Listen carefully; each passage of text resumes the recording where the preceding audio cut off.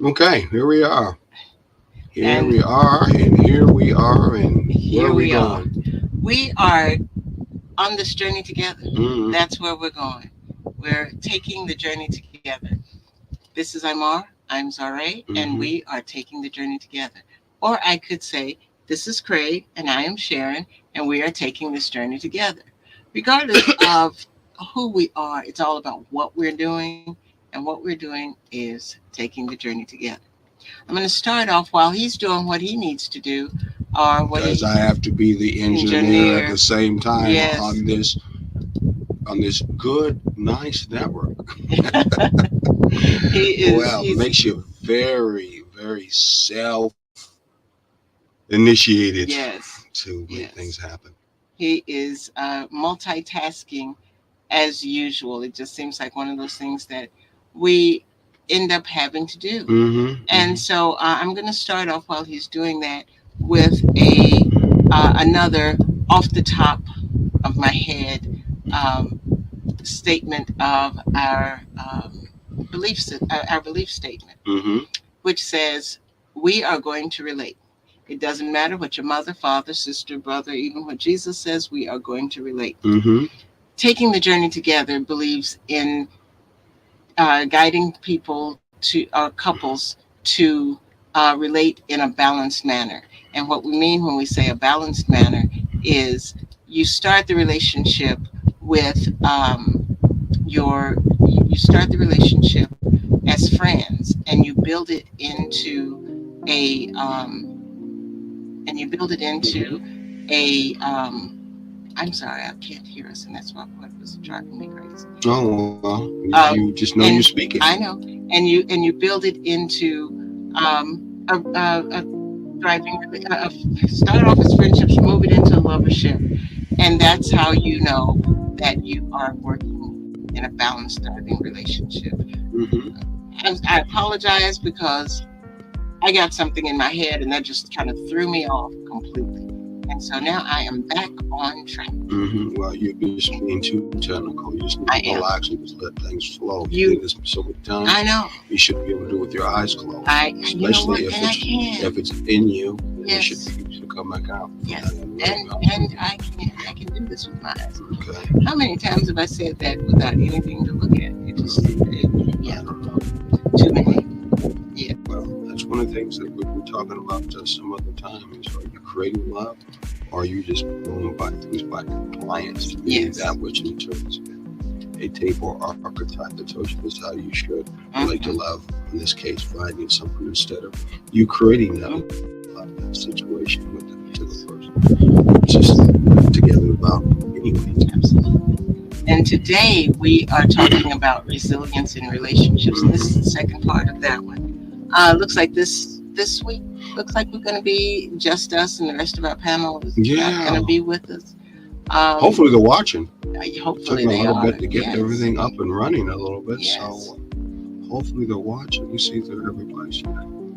And Should be where we want them to be. Let me check one more place. Go ahead. Don't let me stop you. okay. And well, I just didn't want to talk over.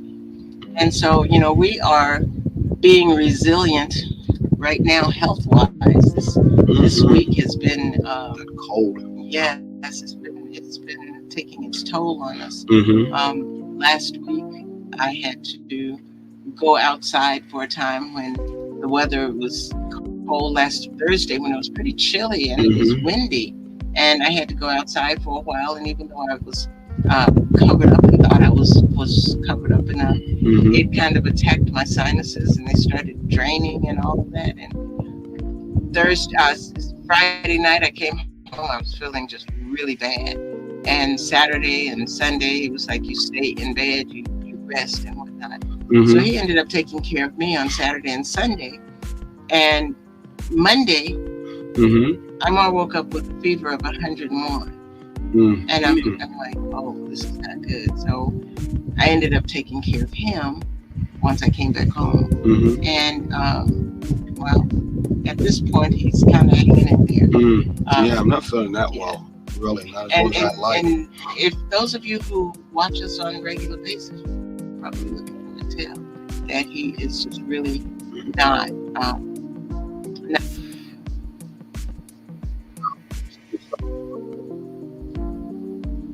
trying to be resilient just by us being here instead of being in bed. But as you know, in relationships, resilience is important. You know, the bounce Yes. back is important.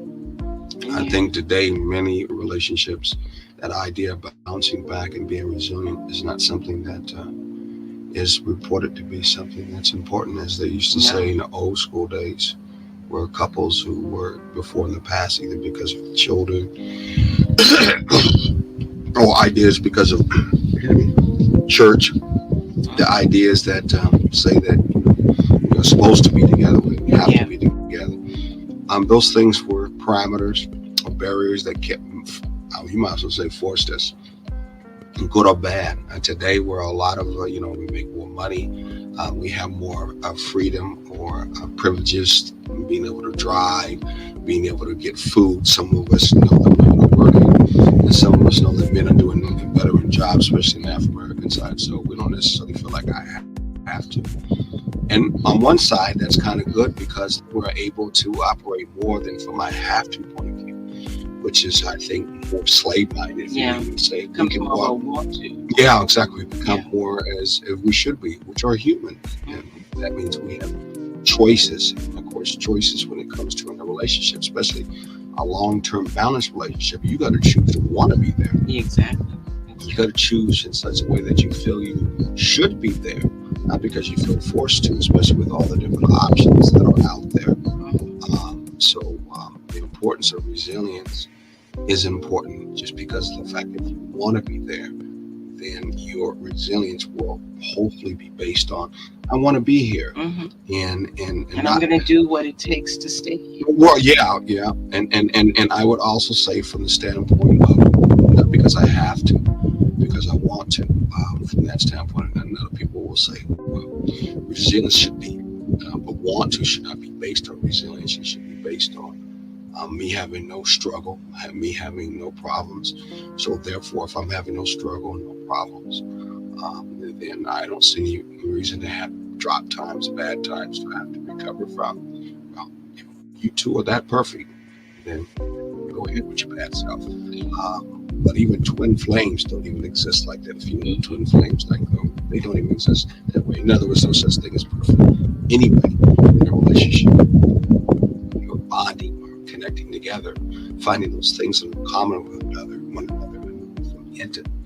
from independence to interdependence is definitely something that's important to move to in a balanced, healthy relationship.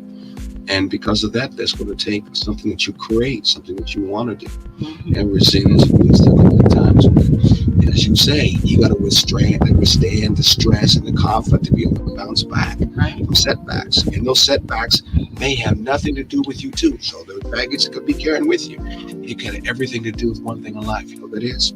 When you open up the door and you leave out of your house, your trailer, your truck, your car, whatever you may be, you got to deal with life, Yes, you meaning with do. other people. And you never know what their issues are going to throw your way that you're going to have Exactly. to deal with. And Exactly. that can be the thing that Mhm. just um, basically messes up everything in your day for that at that Mhm. particular time. Exactly. Yeah. So yeah, we definitely need to focus on that. Exactly. Exactly. And when you understand it that way, that you have to deal with other people, then the universal law that comes in, called relationship, has to be put into play. And that power of relationship is, how do you deal with that power? I call the glue that connects us all together, especially in a relationship. How do you deal with that glue? What kind of structure, what kind of ways are you dealing with to be able to connect? What we talk about is the hot principle, which is what? Honest, open, and transparent. Exactly, honest, open, and transparency. Well, between all of that, you still going to have that backdrop of, do you want to be honest? Do you Hmm. want to be open? Do you want to be transparent? Because of perfection is not going to happen. No. So there's another way that you can use to be able to get back on that honest, open, and transparency in your relationship. And it's called resilience. Yes. Again, resilience. So we've been talking about resilience last time, weren't we? Hmm. Yeah. So, This is our second second one. second part of talking about resilience. I think I've talked so much to you tonight. So, Yes, it's clogging up on me, and mhm. I get to. It needs to become resilient so that we can get through this. But yeah, it's sounding kind of scratchy. It's not feeling We scratchy, got but it sounds like. one friend that became a follower, somebody that we know. Oh, Look at, hello, how are you doing? yes, Miss Dion, Dion. we're glad to see that Mhm. you decided to come in and watch and see what's going on today. Yes. Yeah, definitely, definitely. So let's move into a little bit more resilience. Hmm. Those who are watching us locally in the Savannah, Georgia area, boy, we're going to have to be resilient after what some of us were not comfortable with how the race for the candidates, whether it was council or for the city council or the mayor in the local area of Savannah and its surrounding areas. And I know where, some of us are feeling very, how can I say it, tired out, feel like all of our Yes. work we did, Holly, no one really came out and voted as they Energy could have, drain. energy drain. But yet, hey, resilience is all part of life. How are we going to bounce back after conflict? Because that's part of life. And disappointment, Exactly, because exactly. disappointment is one of those things that you really need to learn and understand how to deal with, because disappointment happens all the time. Mm-hmm, You know, mm-hmm.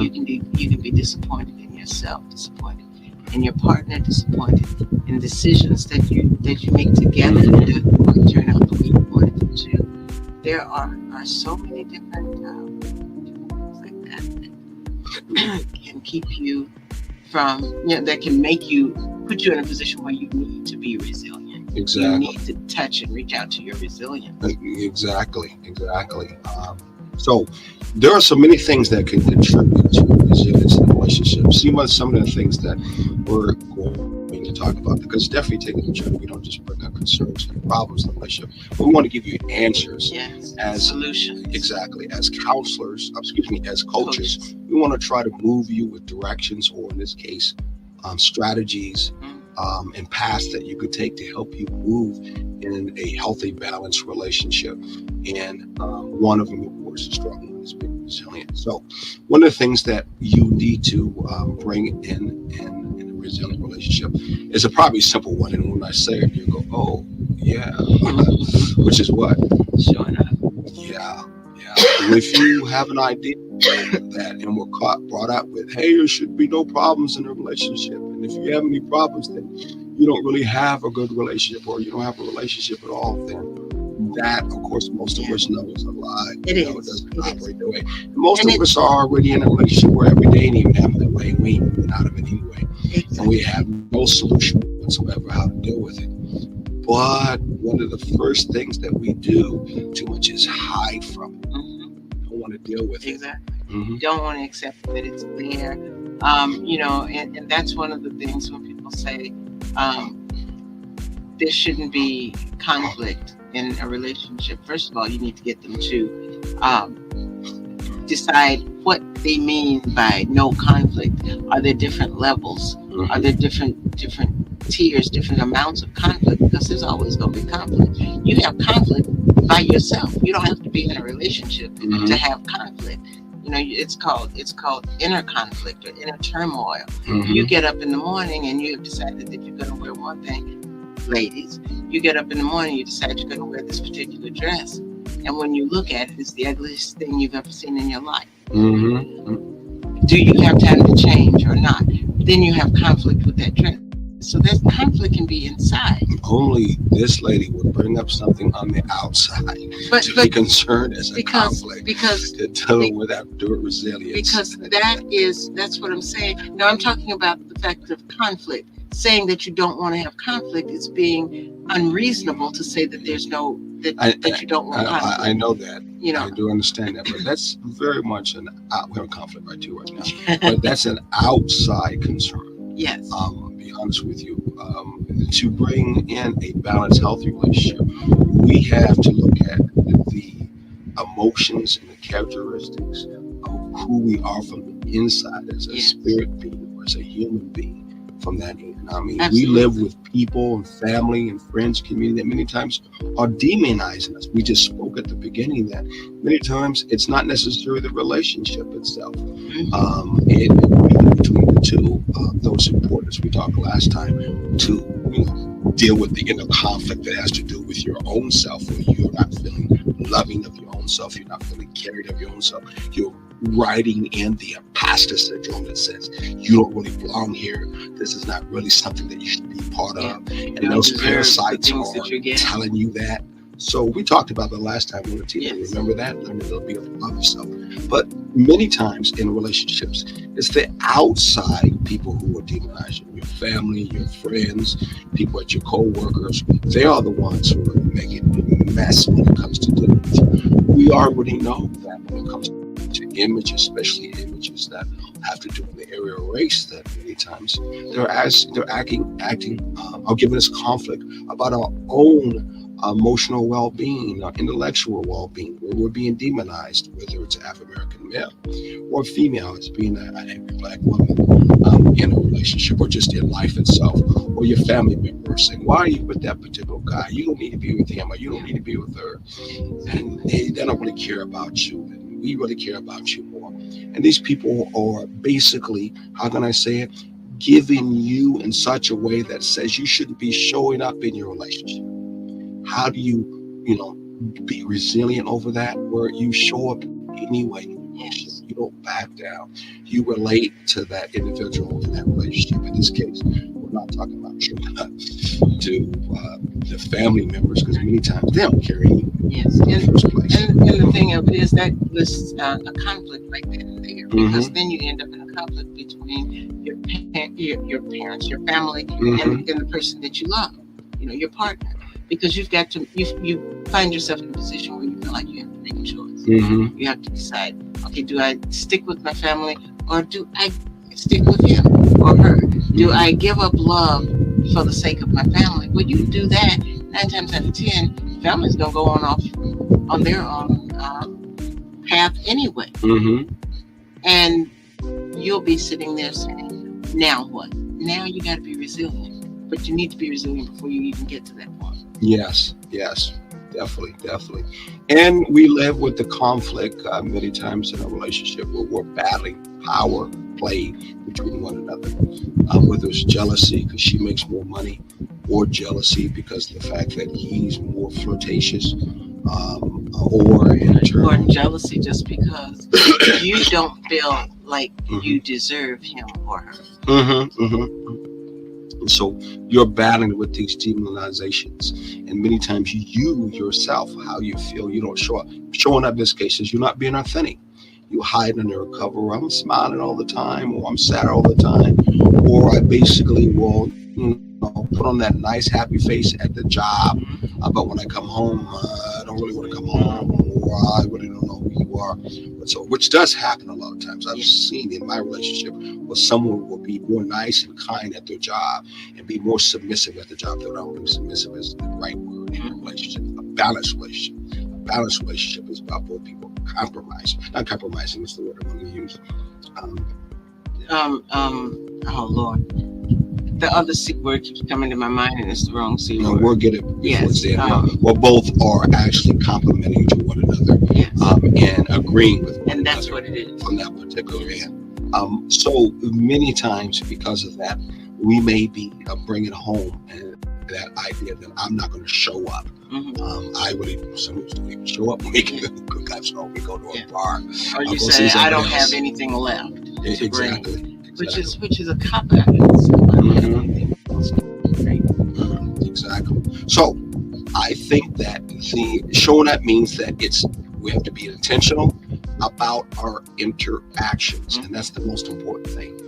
If you are trying to really be resilient, and you are using a strategy of being resilient, you have to intentionally want to show up. You have to be there. You want this relationship. You know it's a choice. You're trying to create this relationship. So you're going to show up. And that's hopefully and believably so with your partner too. And when you both show up, then obviously it's going to be a lot more positive within yourself, right? Absolutely. And you also need to make it a point to check yourself. Mm-hmm. When you say, I don't have anything else to give, you are truly not being transparent if you don't say that to the other person. If you don't say, I have given all that I have, but then you're also not being fair to that person because you're giving it all someplace else and saving nothing for the person that you love. Exactly. I'm thinking So about Will Smith. Check yourself before before you you wreck wreck yourself. yourself. That's what I'm thinking. So let's move on to the next one, which is seeing and being seen. Uh-oh. What are we talking about? Well, physically, that's what we're talking about. Sometimes that is. Sometimes in a relationship, when things are not going good, someone disappears in another room. I know some relationships where a guy, most of the time, sadly, could be stereotyped, a guy would just disappear for days and just come back. You ever been in a relationship like that where a guy would just disappear for a day and then come back? I have not. You've never heard it before? Oh, I have heard it. You said Yeah. I've ever been in a relationship like that. I have not, fortunately. But I have not. I have heard of people leaving for days. I have heard of people finding excuses to leave for days. There was this one person that I knew who would go on, well, let me just put it the way it was. He would go out on maneuvers and come back 2 days after the maneuvers were over. And it was accidentally found out by his wife that this was happening. Cough it out. Cough it out. Cough it out. Cough it out. Well, just showing up is not just physical. Though people could be in the same room and ain't even paying attention to each other at all, period. Hello, Latina, we miss you. I know you're feeling better and getting better. She's one of our spiritual insight person. Oh, yeah, she's also has a psychic edge that really give us some insight on those things you can't see in the spiritual side. We miss her. Definitely. You get better, dear. You get better. We're sending some spiritual blessings out to you so that we can see you around. We miss your energy. Yeah, we do. We really do miss your energy.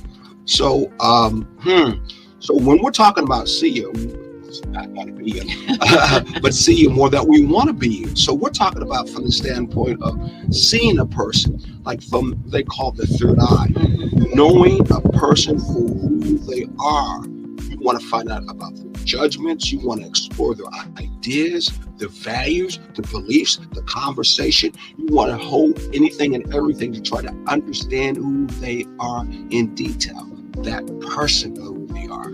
So when we are referring to, in this case, a resilient person or some tactics to take to be resilient, it's all about you trying to really know and see that person.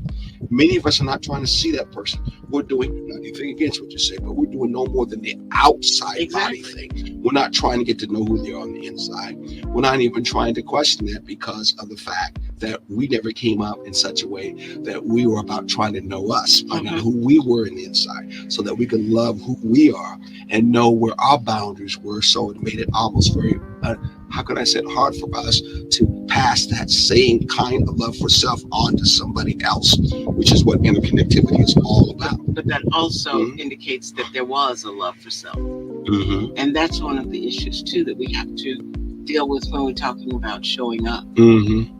Are you showing up with the love that you have for yourself so you can pass it on to your partner, or are you just showing up without love for yourself, and that's what you're passing on? Yeah, wow, that's always giving me a touch into another one that we're going to talk about once we come back off the PSA commercial. But being seen means letting someone enter into your world. Being seen means I let someone into my world, and that's part of being resilient, because maybe you fell out of place with each other because you weren't allowing that person to really see you from the inside. It was mostly on the outside, and that's why you two fell apart. and you haven't really been going through the process of creating love, creating that relationship so that other person can see. I know many relationships do not operate in a balanced and healthy way. Been in them, seen them, observing where it ain't about you trying to really know me. You Right. just need to believe by magic. I love you so deeply that you just really don't know. Well, that's exactly what it is. I really don't know Yeah. because you ain't sharing nothing about you with me anyway. That's the problem with that word deep. Mm-hmm. We don't know what that means. When I used to do open mic, Mm-hmm. and at this one place they would ask for affirmations, and then when it would say, after somebody would do their poetry, Mm-hmm. you get the affirmation. Somebody would say, "Oh, that's so deep." Mm-hmm. So what does that mean? Mm-hmm. What does deep mean to you? And as long as you leave it as just deep, you're not being hot Mm-hmm. Mm-hmm. because you're not being open, you're not being honest, and you're not being transparent.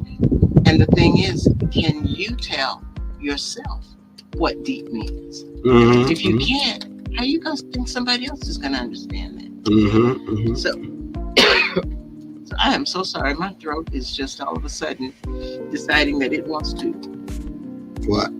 to just kind of clog up on.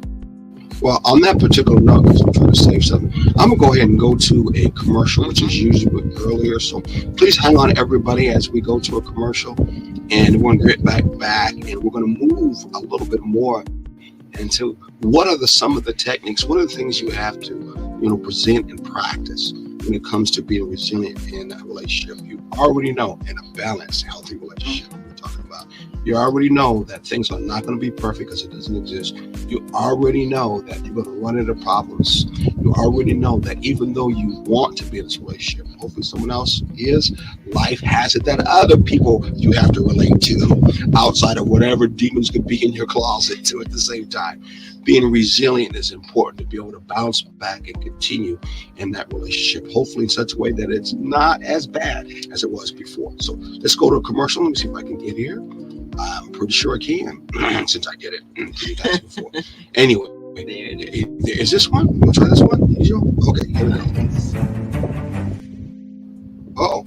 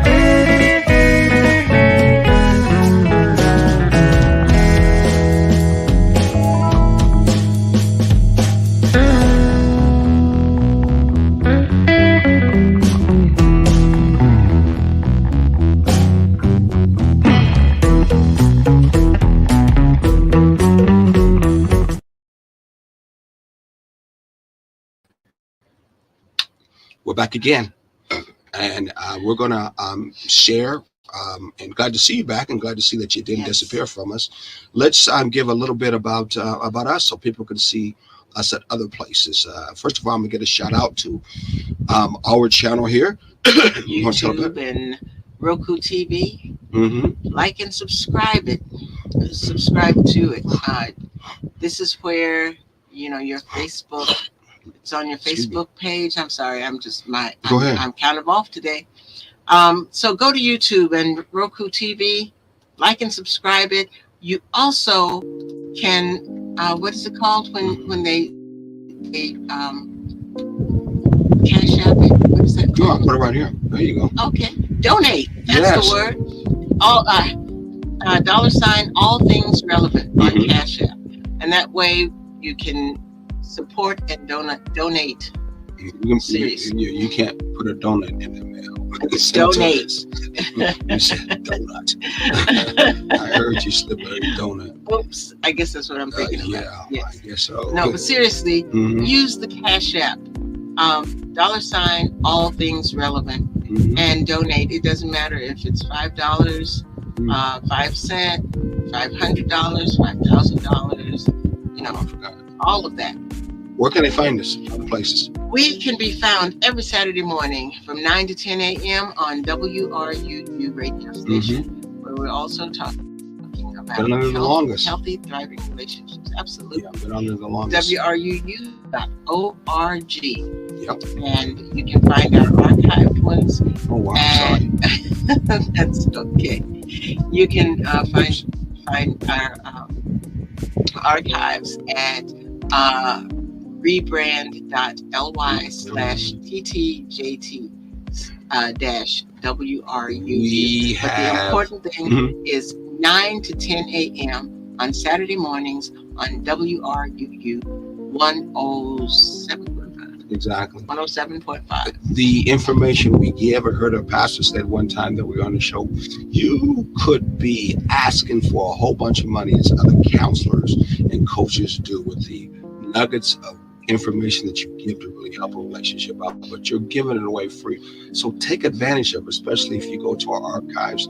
There's so many things that we've talked about in elements to make your marriage or your long-term relationship balanced and healthy for the last 3 or 4 years. And so we'd love to have you be able to go back and then pull that out, as a pastor have said, and make that as for being your freezer in the archive. You may have to open up, and I guarantee if you listen to it, you will get something out of it to be able to take with you, won't you?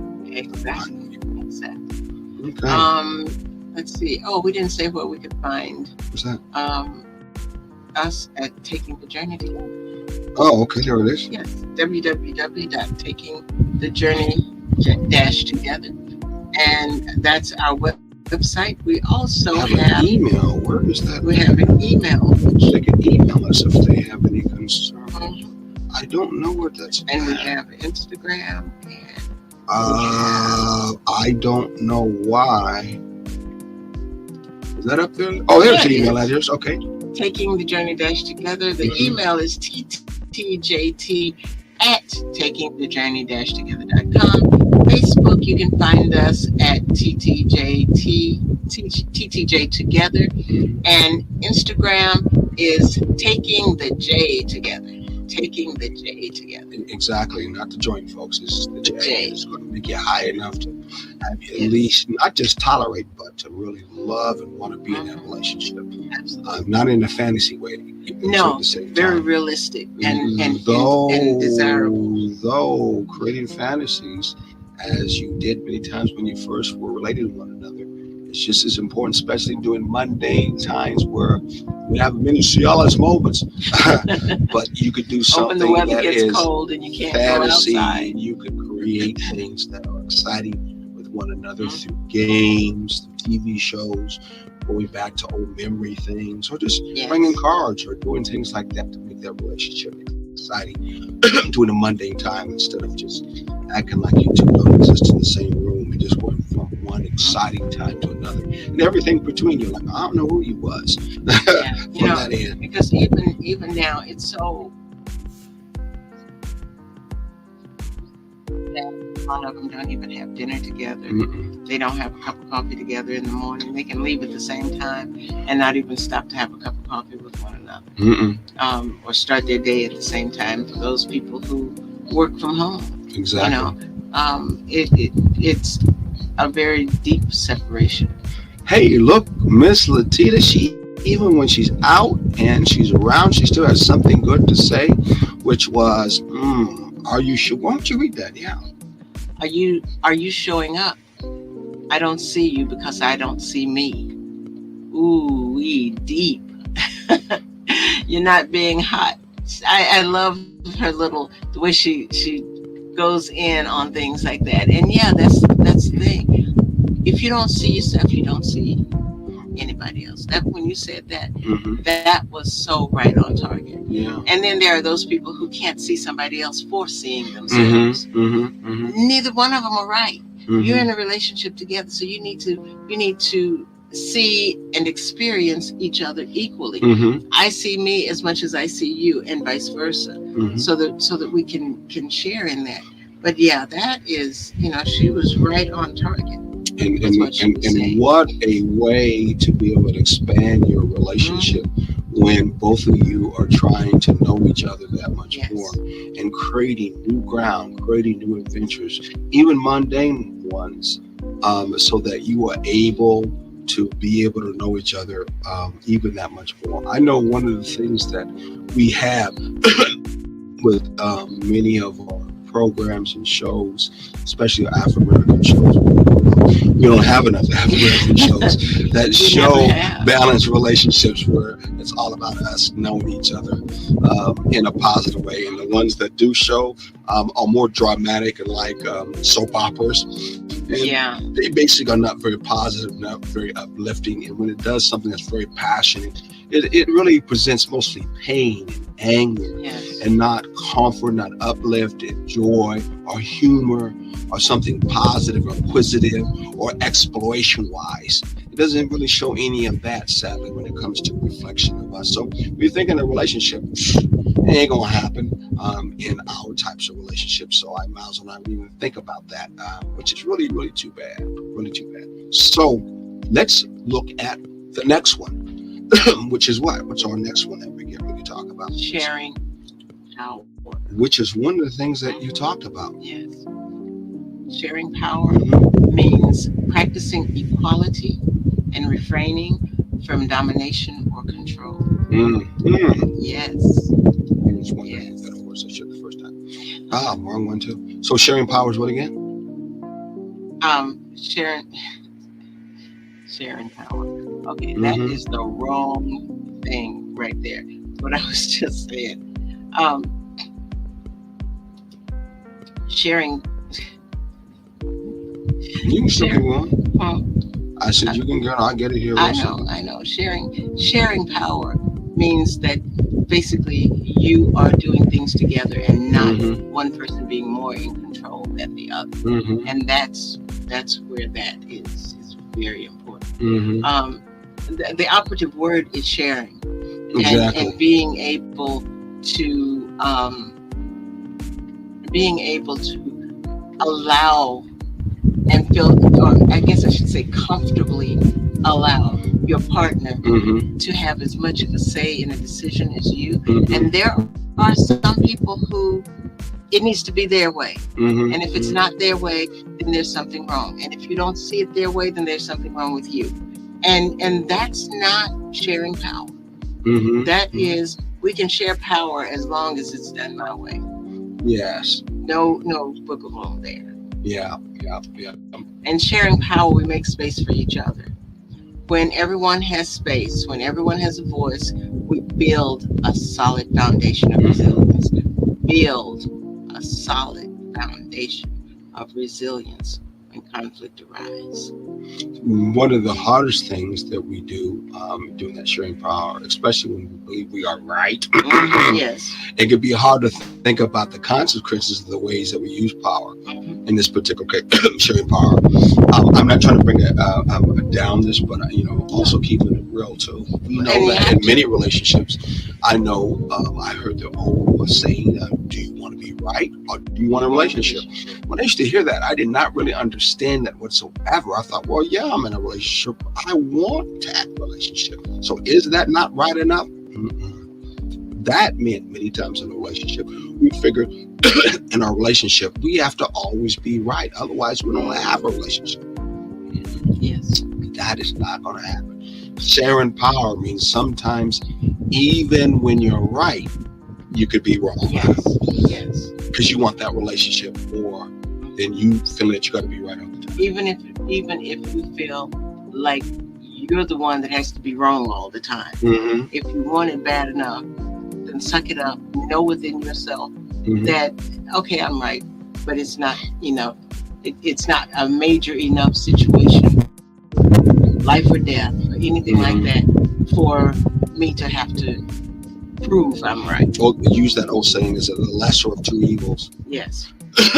For that particular end. I think the important thing for us to do is that sharing power can be extremely hard, especially for us who have been granted a lot of privilege. Yeah. Some of us come into a relationship where we basically come from a higher level financially wise relationship where we're being used to getting what we want. Okay, so we feel privileged. The other person may have come from a lower end in life, and so therefore they don't necessarily feel that way.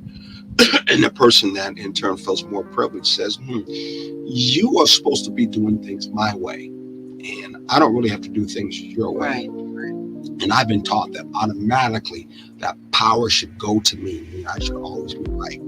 But a resilient relationship can only happen if everybody is equally sits at the table and has that same ability to be right or wrong. Exactly. And sometimes you have to even think to yourself, okay, last time I was right. This time you're right. You're absolutely right. You don't talk this out in out loud. You have to do this within yourself. You have to make sure within yourself that you can rise to the level of, this is what I want. Take the higher road. Exactly. There you go. Take the higher road. I want this relationship. So, I don't have to be right this time. I was right last time. Or I was wrong last time. Okay. And I'm used to it. I'll be wrong again. And sometimes when we talk about bridge statement, which we talked about bridge statements before, you may want to go back into our archives to find out what bridge statements are. You will find that sometimes you may have to open it out loud. Showing up is what we're referring to. One of the showing up is all about you saying, well, I was right last time. I went ahead and went out of my way to take the trash out. So this particular time, can you? Okay. So I'm doing a light one. I know that it could be deeper. It could be deeper than that. If you can do that with the light ones, which is in fact true, people will get locked into power plays on things as simple as who takes out the trash and who does the dishes. If you don't figure it out on the small things, you're going to have a heck of a time trying to figure it out on the more difficult things. Right? Yeah. Yep. That will very, very happen. and sadly, when you're in power play relationships, it was always who's going to be right. Exactly. We live, especially in a lot of African American relationships, we live with the power play in our relationship. Who's going to be right? Who's going to be right? We're mostly competitive with one another, not trying to be a team with one another, not trying to have that balanced, healthy relationship. But if you're trying to partner, if you're trying to build, then you're going to have to look at things in a comprehensive way. Absolutely. For both of you to know that the power agreement is looking at what are our different skills we have and how can they be placed into the equation to be able to build on what we're trying to build. That's the important thing, and I think that's what we should do. In fact, I know that's what we should do in a balanced, healthy relationship. Now, I want you to look at this and think about this, because this is something that just popped in my mind. And we both know that sometimes when things just pop in my mind, then one has to want to be. On another note, energy transference. Now You have a light cough, brother. Y'all sync it up. That's so true. So Yeah. true. I want you to I want you to think about this because when things pop into my mind, sometimes Mm-hmm. they're right on target, and sometimes they're so far off target, the target hasn't even been set up. Mm-hmm. But this is what I was thinking about: a way to stop people from being, in that power play. I got to be right. I got to be wrong. Mm-hmm. No, I don't want to be right this time. Mm-hmm. Have a deck of cards, Mm. and the cards all say, "I'm right" or "I'm wrong." Mm-hmm. And when you're in that conflict, Mm-hmm. each person in the relationship Mm-hmm. draw a card, and whoever gets the "I'm right" card, they're automatically right. Whoever gets the "I'm wrong" card, Mm-hmm. they're automatically wrong. Agree to that, Mm-hmm. and you just don't have to deal with it anymore of carrying out that argument. Okay. I can't necessarily say agree to that. Well, That's what you just came up with. No, that's what I'm saying. It just popped into my head. So, what do you think about that? Like I said, I can't necessarily say agree. Mhm. I'd have to think about that for a little bit Okay. and see if we can find a compromise in that particular matter, or see how complimented, whatever it How is. it complements. Yeah, but and that's only because of the fact I'm trying to still engineer at the same time. I understand. But that leads us to the next one too, since we got a couple of minutes left. You know what it is? Disagreeing well. Are you good at disagreeing? Can you disagree without being disagreeable? Uh-oh. I think again we grow up in such a way that when the idea of in a relationship, if it's a right one, it's a good one, or if it's anyone, Yeah. then we should never have conflict. We should never have conflict. Never. We should always, in turn, have agreements. And if we always have agreements all the time, there is never, excuse me, Never, that's ever. nasty. And We would never have a time where somebody does that on the show in real life. But and it's mhm. life, and it's live. It's a live show, Yeah. and you have to do what you have to do. And if we can't deal with that, then Well, I there's a mean, problem. think about it. We live in a country, we live in a society that's basically based on image, and the image that's pushed is not a reality. Even the reality shows are scripted. Yes. You'll never be in yes. similar situations that show up in a reality show. But And I mean, how many times can people really have a camera in somebody's place? And then the people who are in turn you're videotaping are going to actually feel comfortable enough while you're around them in the camera to stop Exactly. being themselves. exactly. That's literally impossible. So But on one that thing you particular can end, say about this is you are being honest. mm-hmm. You're open, honest, and transparent in what's going on because you've got a throat issue, you've got a sinus issue. Mm-hmm. You're not like, okay, I'm going to just sit here and deal with it and pretend that I am fine and healthy and everything is all right. No, let's talk about the reality here. The reality here is that's not quite the case. Mm-hmm. So no, we're good. We are definitely good. I just stopped it to type something. We got a question up here. Let's check and see what that question is. Yes. Who is it? Okay. No. Oh no, that's Letita. She said that before. She talked about our coffee. That's Araya Oh, Scott. there's Mrs. Hi, Ryan Scott. glad you're with us. Very Yeah. glad you're with us. I read the word miss someplace else. I'm sorry. Yes. But yes, glad you're with us. And I love it when you check in. Wow. Hey, we just got through getting word from our sponsor. No, excuse me, from our engineer. And the person, well, actually, I'm the engineer, but the person that's over the whole thing. Thank you, Julius. He says we can go to 7:30. So, Wow. let's go to 7:30. Keep your fingers up, keep your toes crossed, and keep your eyes looking forward. We're still going for a flight. Must be something very, very good we're talking about. I think when it comes to resilience, wow, we need that today. We definitely need that. How are we going to be resilient in today's climate where everything's about being polarized, everything is about being opposite? And I didn't even know how relationships were staying in relationships today at a high level. I want to stop you for just a minute. Letita, we just got an extra 30 minutes. And so what that says is we know that things that you're not 100%, but you have been throwing in, you've still been with us. And so if you can still spare us another 30 minutes, we would love to have your tidbits dropped in. We definitely would. it. Exactly. And now she said that too. So Yes. we expect no less. I was hoping Dr. Frazier to be around too. So, Yes. so let's go into disagreement. Okay. Okay, relationships are also resilient if you have the ability to what? Disagree. Yeah. Go Oh ahead. Go gosh. ahead. Yes. Do a little bit more. Look up our notes. Yeah. You can Go ahead. hold the weight of conflict and impasse.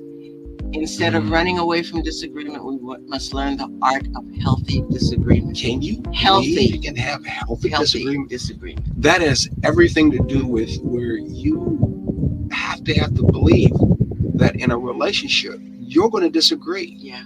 We do not have too many belief systems, shows, and images that says disagreement is going to be in a relationship.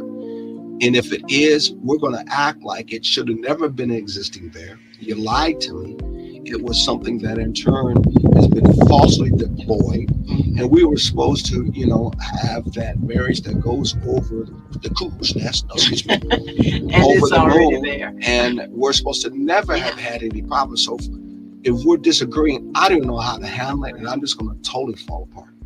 Yeah. And if Or have a fight and beat you up, one of the two. Yeah. I'll get beaten up. But either one of those is just like what you said, jokingly. Mm-hmm. The relationship has gone over the cuckoo's nest. Mm-hmm. But you want to stop it before it gets there.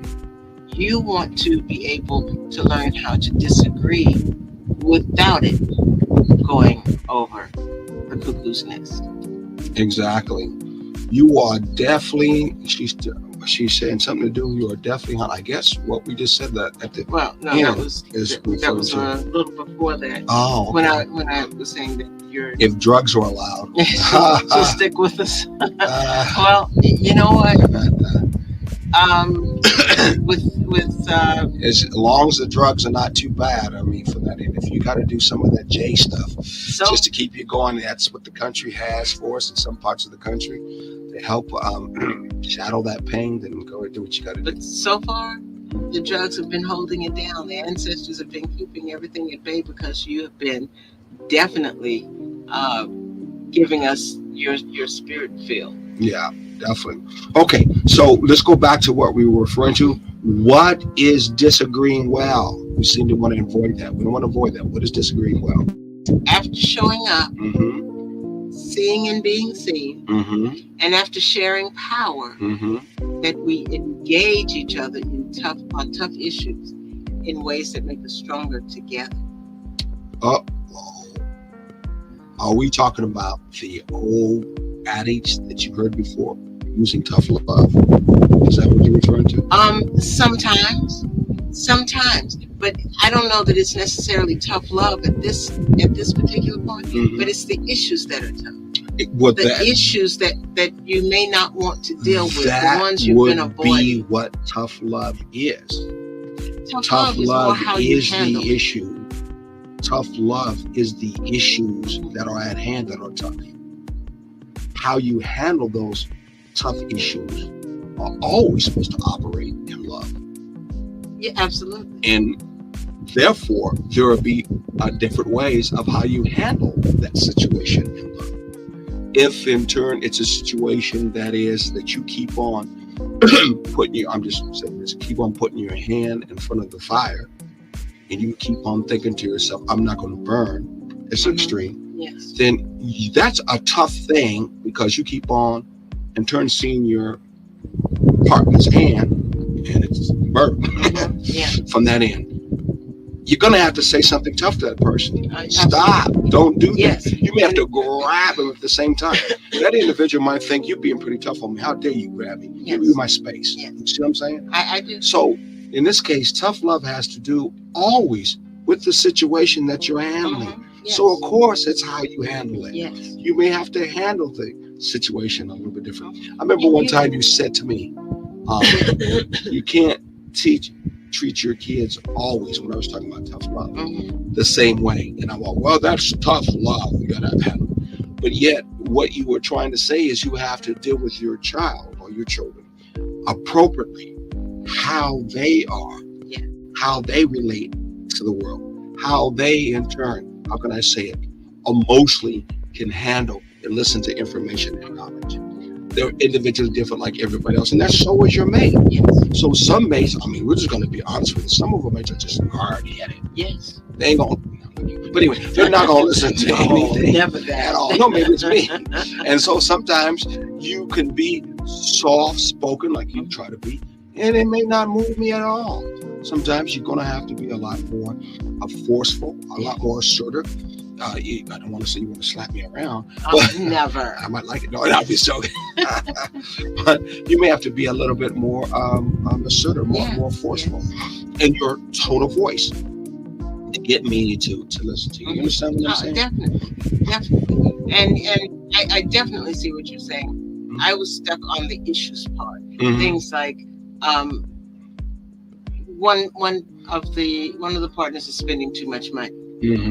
And it's a chronic thing, and but you kind of overlook it. You know, it'll stop. Okay, well, we're not in dire straits financially, so it's okay. We can kind of handle that until you get to the point where a piano was bought without any thought to it, other than okay, we're gonna have the money to pay. And so. And that's a tough issue. You're going to have to discuss that. Well, think about a situation in your relationship, because we've both been married before. You were married for 30 years. I was married for 16 years. So this is our second marriage, folks. They said second time around's a chime. Second time around. Must be feeling better. So think of a situation in your first relationship or this relationship where it was a financial situation. A large financial situation, which is usually the setup, where it was disagreeable in the financial decision in the first place, and what made it even worse was nothing really was said until it was over. In our relationships, we could actually think about that. Think about what yours coming. Give us an example, just an example. In an example in my last relationship, because we really don't have a lot of issues now in spending money that was that's not agreed upon. But in my past relationship, there was a house that was bought that was agreed upon. What was not agreed upon was that at one particular time when I had to be gone for a couple of months, that the mortgage would not be paid. The whole mortgage rent's not being paid. Yes. What a stereotype you see all the time. The mortgage wasn't paid. And then when the mortgage was paid, the mortgage company decided, well, you're this amount of months behind, and so no, you're gonna have to pay that overage in order to get back on track. And at that point, that was the first I had heard of the fact that it wasn't paid. That was one of those things that we did not disagree on. Well, let me ask you something, because I look about it in this relationship where a lot of times you allow me to do most of the financial decisions, and I do let you know obviously about it, but you usually let me, as some folks say, pull the trigger from that end. And I appreciate that. That's part of a balanced relationship. Did you get involved with a lot? Meaning, did you show up and asking about the bills?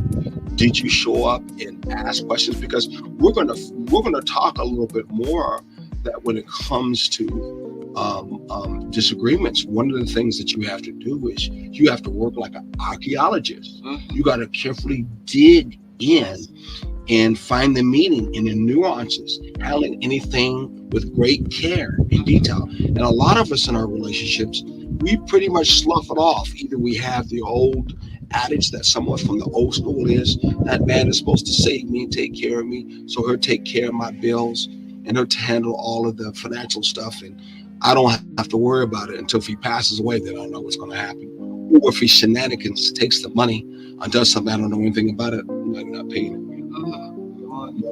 then I'm, shit out of luck, as they say from Yeah. that end. Should we not, when we're talking about in the area of resilience, should we not have been in that relationship in such a way where we always have been, carefully being involved, wanting to know what's Mhm. going on in the complexities that are involved with someone's view and what they think, Yes. especially when we're not talking about, for example, the financial area in the first place in the relationship, Absolutely. instead of waiting on the end, like some people say, where the house is on fire and then you're trying to run around and put it out. Exactly.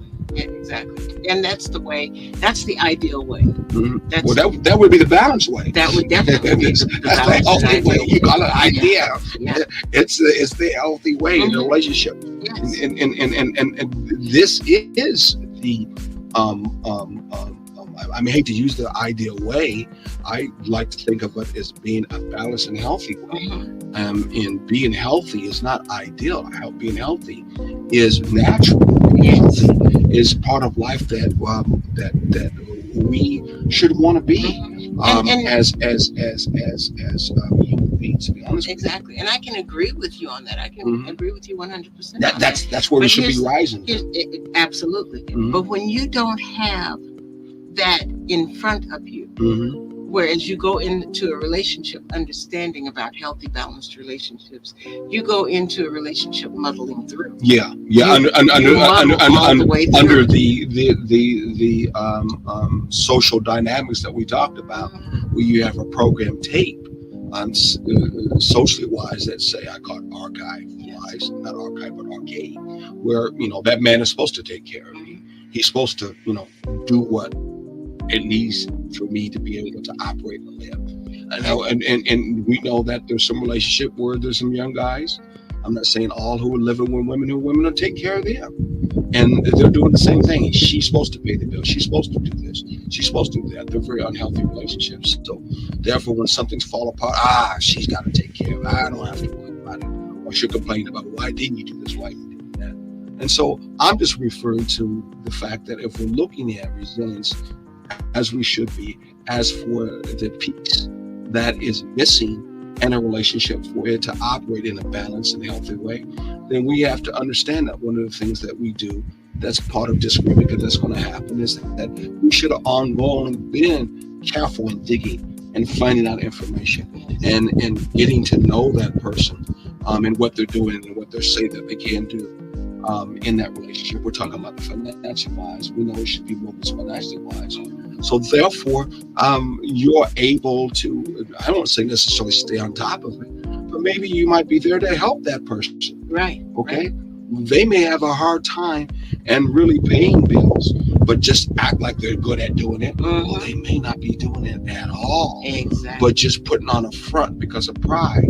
Of, I can handle this because I'm a man, Mhm. and ain't operating like that. Or being a woman, I can handle this as a woman, and ain't even operating that. What's your thought about that? I see both sides of that. Mm-hmm. The other thing that, as you were talking, what came to me was the idea of, when I was talking about muddling through, and you started up with going along with that. The other side to that is when two people are together and neither of them have grown up in an example of a healthy thriving relationship, don't know anything about a healthy thriving relationship, they are going to stumble through everything unless they start learning how to distribute well.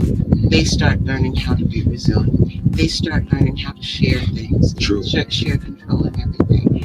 But something is going to have to be the trigger to get them to that spot. One, that's true. And sadly to say, in life, we operate from trigger to trigger, high point to high point. When in a balanced relationship, we are unfortunately low point to low point. Yeah, exactly. In a balanced, healthy relationship, we are to be operating in all the situations at that higher level, and make it so that mundane is still living and being in the present. Exactly. And so asking questions is all part of living every day in that relationship.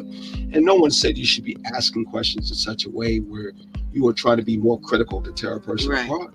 But it could be asking questions about trying to get to know who that person is, understand who they are. Yes. And listening is a big part of that. Because if you're going to ask questions to find out who your partner is, then you've got to listen to their answer. And instead of telling them what they're saying, ask them again if it's what they're saying. What questions we got another time? Okay, let's get another question up here. We'd love to have it when people have questions, so please don't be afraid to ask questions.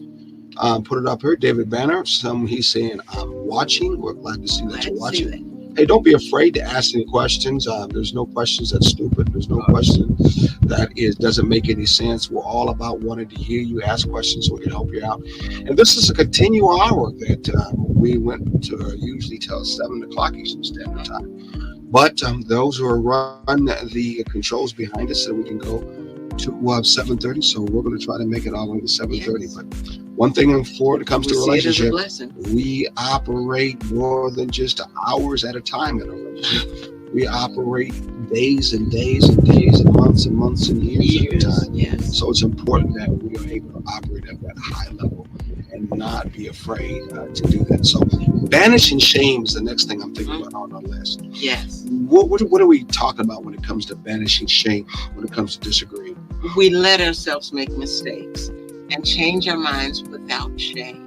We further reduce anxiety and animosity. When there is shame placed in everything, you have a level of anxiety when you make a mistake. You find yourself not wanting to admit the mistake.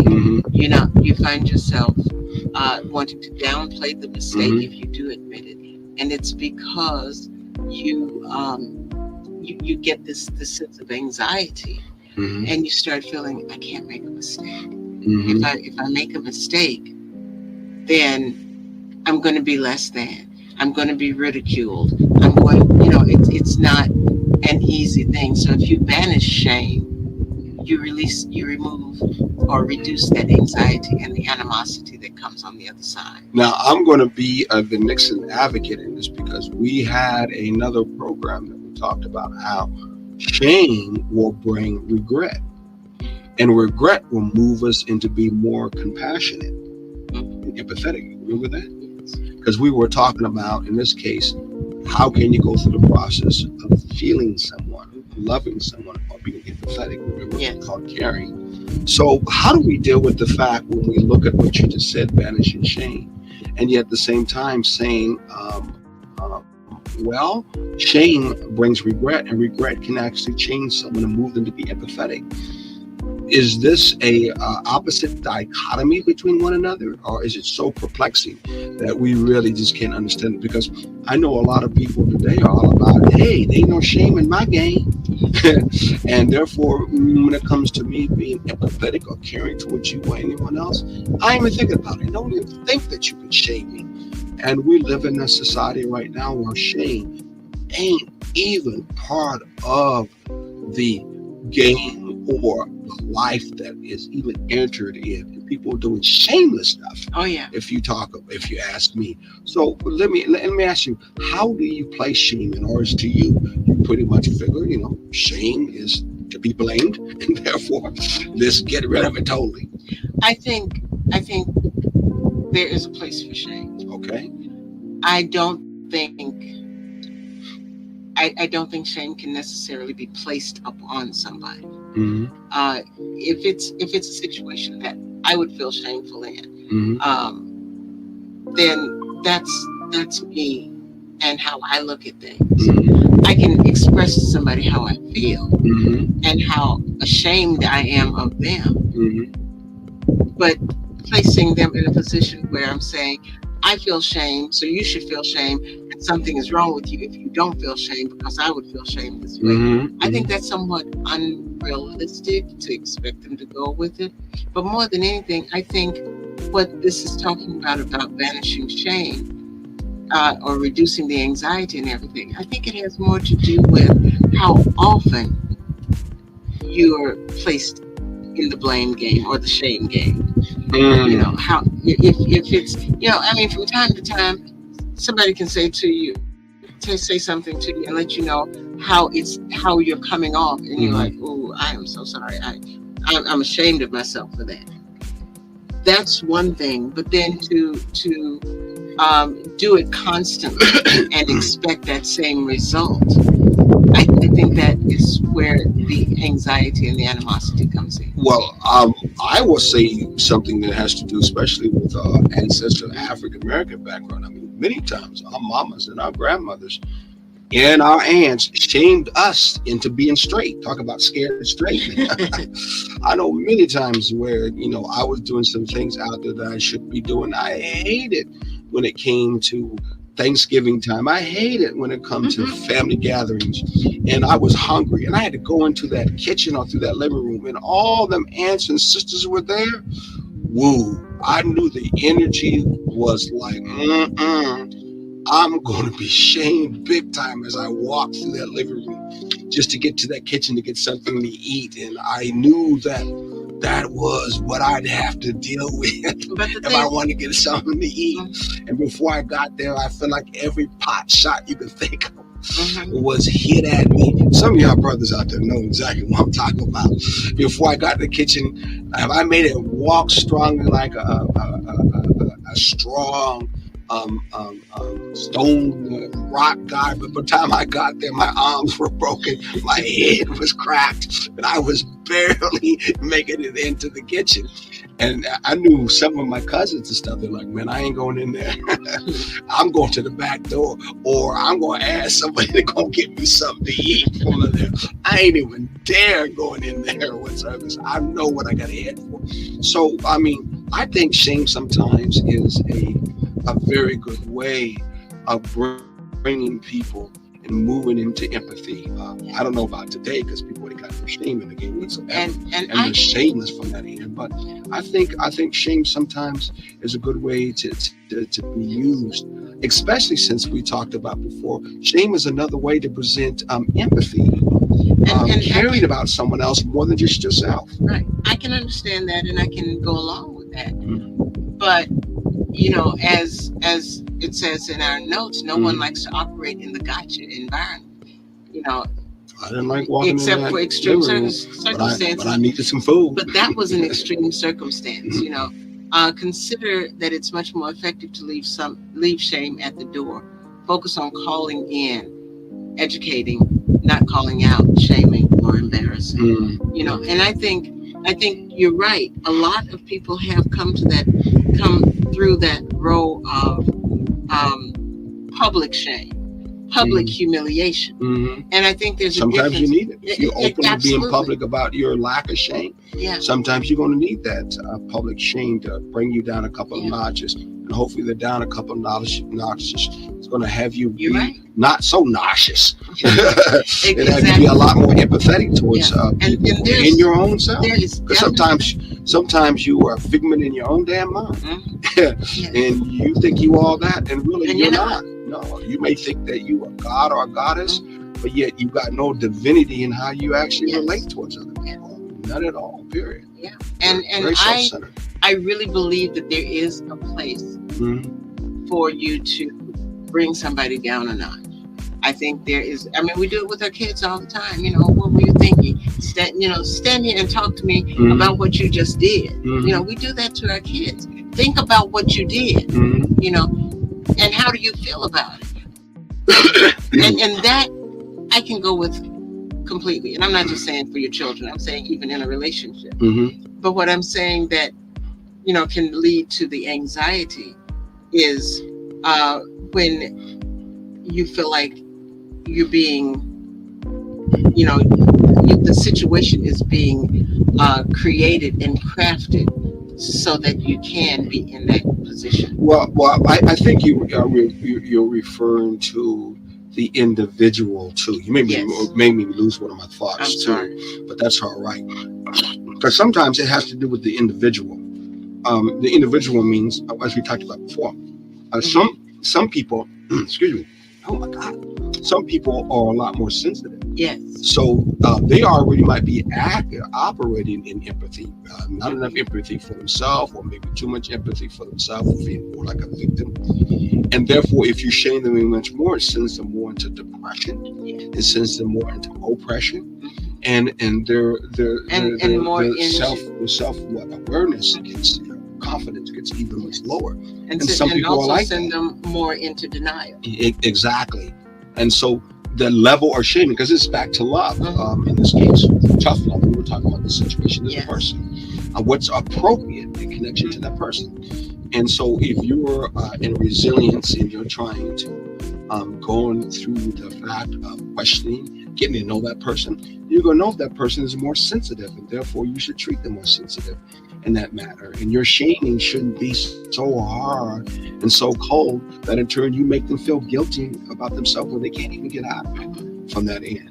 And so I think it's that individual shaming that has to do with the person that you're dealing with. I Yes. don't think it should be banished totally. It has everything to do with the individual you're No, dealing with. I agree with that, and I don't think it should be banished at all. But Mm-hmm. what I do think is it should be in moderation. I don't think Mm-hmm. every situation should be a situation of shame. Mm-hmm. Some situations should be you need to check yourself. Mm-hmm. You know, what were you thinking, and how did you get to the point that you thought this was okay? Mm-hmm. And Mm-hmm. not necessarily you ought to be ashamed of yourself for walking out that door when you did. But I was angry. Yeah. That type of thing.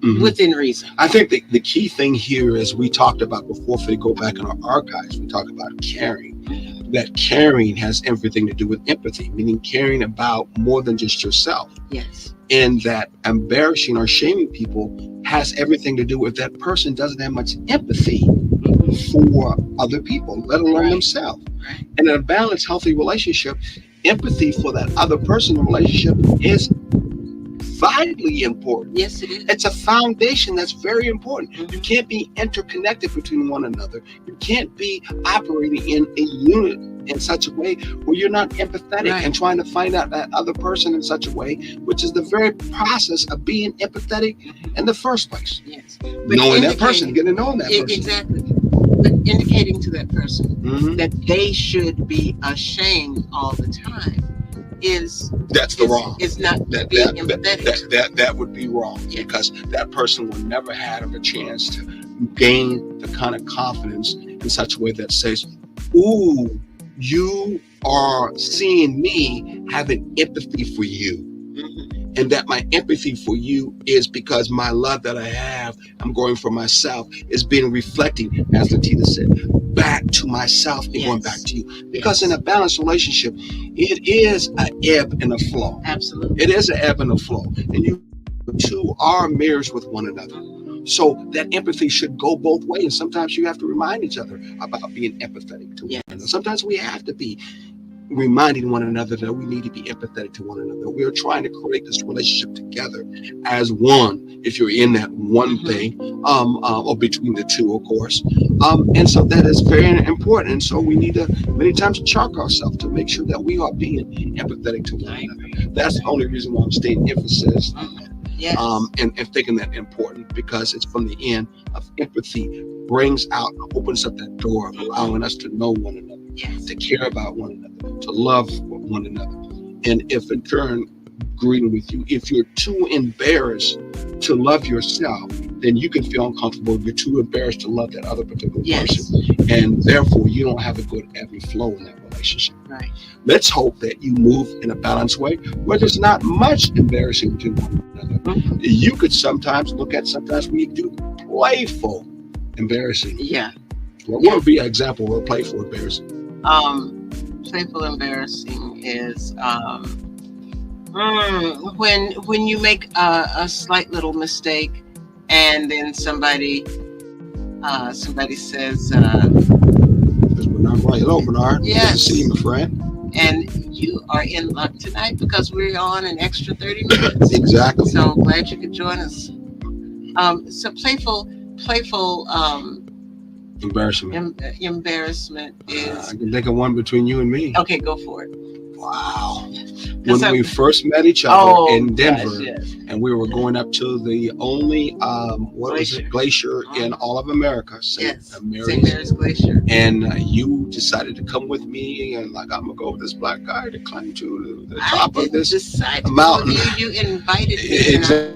Exactly. I'll pass And this most on. people are like, nah, we ain't doing that. We ain't going no glacier. It's not all what you think. We had to wear no big boots. We had to put no spikes on. We had to worry about, yodel lily hoo and all that other stuff to get there. It was a heck of a walk. I have to admit Oh, it that. was.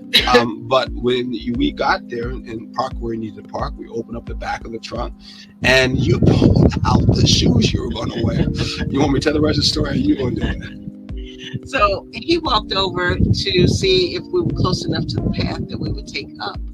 And so I said, great. I had on sandals. I said, I'm going to put on my gym shoes. I had pulled my shoes out of my car and put them in his car because I was leaving my car down in Denver with my daughters so she could get around for the day. She'd have transportation for the day. Mm-hmm. And so I just grabbed the shoes and threw them in there, didn't pay attention to them, didn't look at them or anything.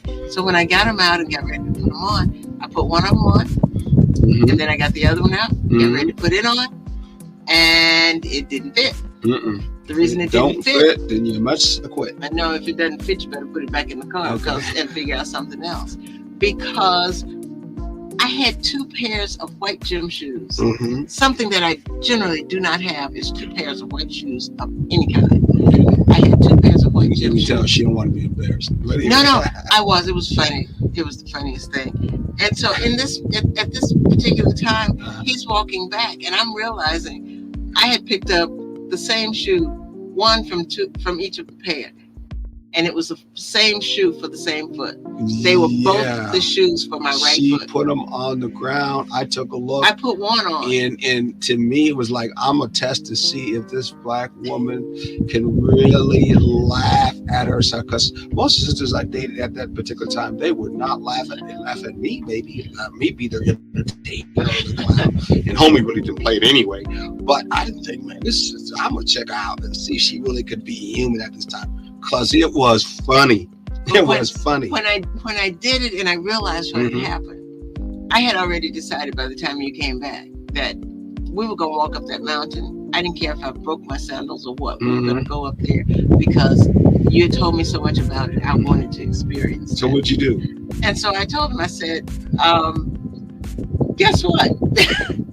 I said, I have two shoes for the same foot. Well, I mean, I saw it, so it was no guess what about it. I think the main important thing is that you looked at me, and for a second, you wanted to see if I was going to give you a look of the kind of shame and embarrassment that said you as a human being was worthless for not having shoes, or if it was going to be a healthy embarrassment that was embarrassing, funny embarrassing. It was going to be a determining factor one way or the other. Exactly. Because I had been in a situation Pocket where if I made a slight mistake, then I was stupid. If I made a slight mistake, then it was the end of the world. If I made a slight mistake, you get the picture. In other words, the shaming wasn't based on them trying to present empathy to you from them. Right. They were basically showing you no empathy towards you and saying in so many words, there's nothing that's really empathetic about you or caring about you that I should connect with. Exactly. That's what you were saying. I later found out through some, my healing process and stuff, that was not about me. That was about him and how he felt your about first himself. relationship. Yes. And so I was like, okay, either this man is going to let me be silly and goofy and do some things that are just kind of ridiculous and off the wall, because I do them a lot. And we will, and we'll laugh about it. We'll find a plan B and we'll make this thing work. Or he's going to get angry and we're going to get back in the car and go back. It'll be a bad red flag. Yes. One thing is for sure, after that, we have had times where there's been that, and then there's some red flags that came up that has shut that door many times. But that has a lot to do with the fact that if you don't know and understand what resilience is and bringing in the disagreement, but disagreeing well and presenting this particular case, that area of shame that's healthy, that doesn't say at the end, I'm not trying to be empathetic to you. I'm just saying, can you laugh at yourself? Yeah. Because you don't take yourself that serious in life, knowing full well that you don't have to take yourself that serious in life as much as you shouldn't either. Yes. Right? Absolutely. Love does that. So, It and we're does. still working on that because sometimes I can be a pretty serious person Yes. about And things. sometimes I can be real goofy. Yeah, but not goofy enough many times. Because remember, we'll be talking about that later on how you create a relationship, Yes. not something that in turn is based on, how can I say it, past archaic belief systems of how relationships should be. We talked about before that a man should run the relationship and a woman just comes along for the ride. So therefore, the limitations are she can't do what I want her to do, or she can't do what I say she can do, or vice versa. Or she has to follow what she can only follow the path that I've laid out for her. Mm-hmm, Yes. mm-hmm, And here's the path that we have laid out now, mm-hmm. and that's the path of time. Where are we at? We were gifted with another 30 minutes, and we have used about 27 of those minutes. Oh wow, I didn't even so see it. Time has passed when we were having fun. Wow. I know. And I got energized as we moved on into it because I was feeling tired and scratchy in the throat when we first started. So I want to thank everybody for allowing us to be hot and real as we were going through this and sticking with us and listening to us and what we had to say. And be with us next time because our next one that has to do with relationships or resilience in the relationship, we're going to talk about how this builds up into sharpening us. That's right. A balanced, healthy relationship helps us become more sharpened. Yes, we want exercise to be healthy, to be more sharpened, to be more clear. To help us build, to help us be able to enjoy the adventures of life.